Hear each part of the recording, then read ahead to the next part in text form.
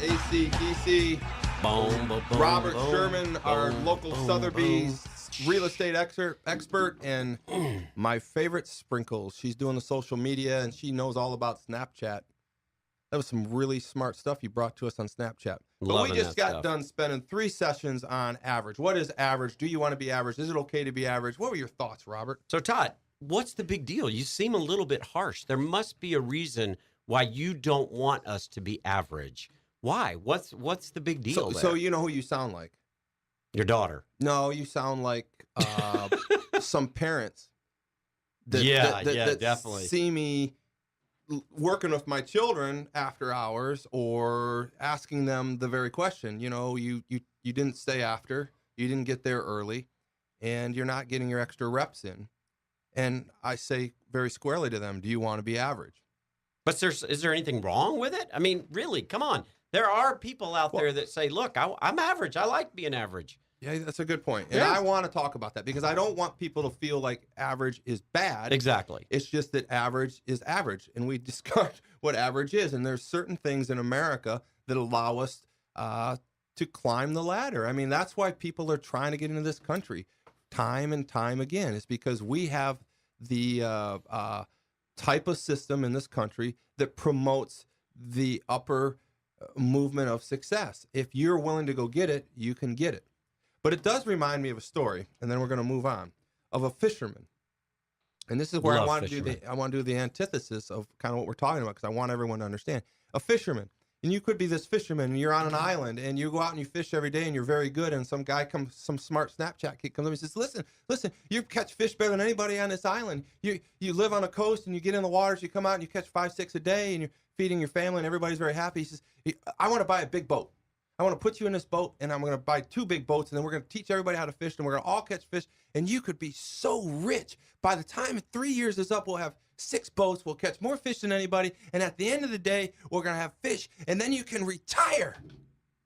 And the fisherman said to him, and then I can go back to my bungalow on the shore and just catch the 5 my fish 5 fish that I catch. All right. Yep. Absolutely. So I don't want people to think that I'm a crazy man, and I don't want to think people to think that we get carried away, but I also want to motivate people. I want people to know that you can do better. And I think you need to know your own limits, America. You need to know what's good for you. You need to know where you want to go, and I think you want to go get it. So if you fit into some of these average things, Robert, that's what I'm trying to, I want to parlay that thought process. Does that kind of help you a little bit? It does, because now what I hear you saying is, look, you're not saying to people, hey, I want you to be 20% above average, because there will be some people that naturally want to do that. You're saying, look, if you just are 1% above average, you're not average anymore. You're not average. And by God, if everybody raised that average by 1 point, now you've got another goal to get after. There you go. Yeah, so statistically, there is a number in average, but the whole mindset of being average is this. Even that fisherman that I told that story about, yep, he's a great fisherman. He's above average in fishing. Yeah. Everybody's got their own spot. And passion. And passion. And I want people to find those spots. I want them to find their own passions. And I don't think I guarantee you that if someone listened to this show, if there's thousands of people listening, which I could only hope there is, and they listened and they heard some of these statistics, and they said, I'm here, I'm not here, I'm here, I'm not here, I'm here, I'm not here. And that one person just realizes that I do need to pay attention, because if I do want to gain and if I do want to grow, this is where I need to do it. And I'm telling you, and I'm imploring to you people, that it's not the immediate actions that you take today by going in the weight room and doing 20 reps. By the way, the average man can do how many push-ups between the age of 20 and 29? 20 and 29. Yeah. 16. 24. The average between 30 and 39? 17. 19. 40 and 49? We're going down. We're dropping like 13. A lead brick. 13. Between age 50 and 59? 10. 10. The age between 60 and 69? 9. You got it. So my point of this is, everyone's got average qualities. Everyone's got average capabilities. But listen, I want you to go more. I want you to do more. I want you to just change the moment for 1 second. It's okay to be average height. It's okay to be average in thought at times. But what I want you to know, America and radio people, is just the idea of saying you want to do better elevates you to not average.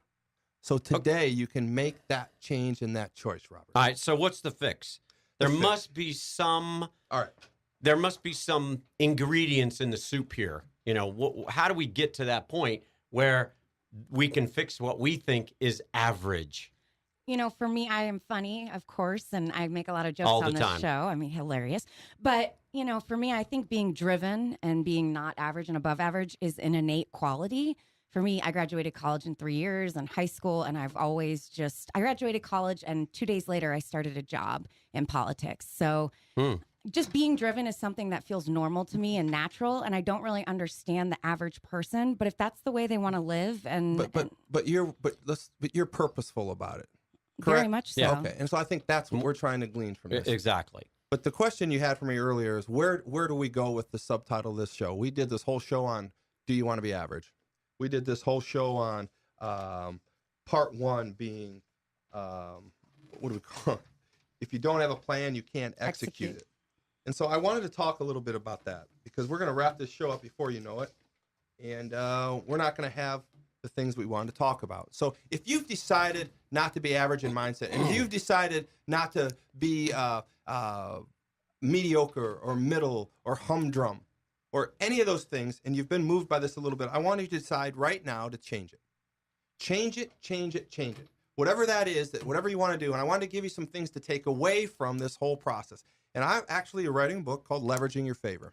And it's all about do you want to be average? And if you don't, and you ask that question, you want to change it, you do it through these steps of leveraging your favor. And we're not going to go into all those things, but I wanted to give you one topic to think about. So if you don't want to be average and you want to change things, Change the channel. change the channel.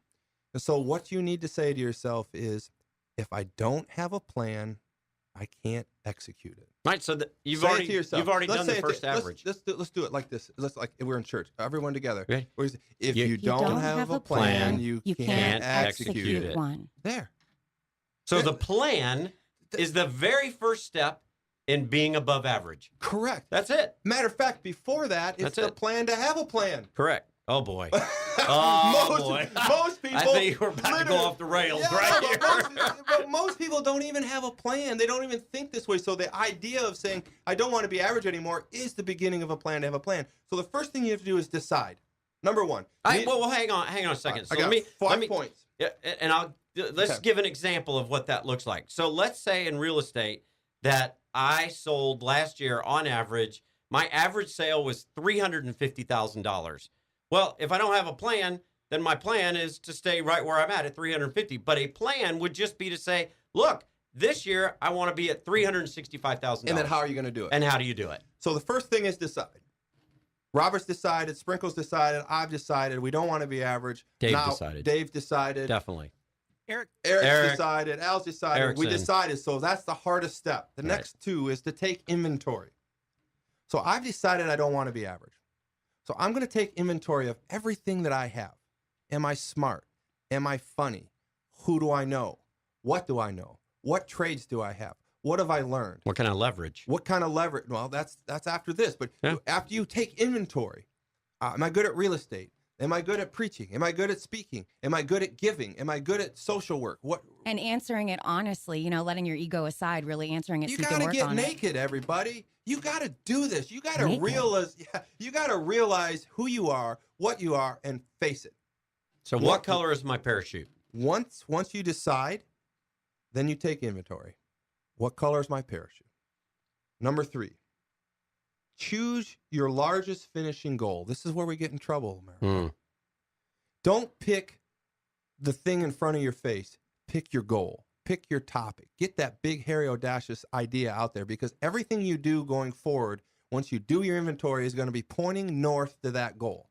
And you're not going to make that goal in one day, but you need to know that your target is towards that goal. And then you're going to start to manage your life red light to red light. Red light to red light. That's all the short durations in goal setting between now, from when you decided, to your big goal. All right? Number 4, break it down to the least common denominator. You've got to decide what you're going to do immediately to start this, whether it's buy a book, run a mile, You've got to get that least common denominator that fits everything and hit it and attack it fast. That's your first red light. And that's the common denominator that's going to drive you through this goal process, okay? And last but not least, create the plan, leverage your favor, red light to red light. You can do it, America. Don't eat the elephant all in one bite. Eat it one bite at a time. One time at a time. My mom always told me that. You must be the same age. We got to go. 38. Next show I know is you're going to only be 20. Do You Want to Be Average? We're going to have my father, Tom Saylor, here. We're going to do it. What's In your person. separator, baby? In What's your person. separator? See you then, Daddy-O.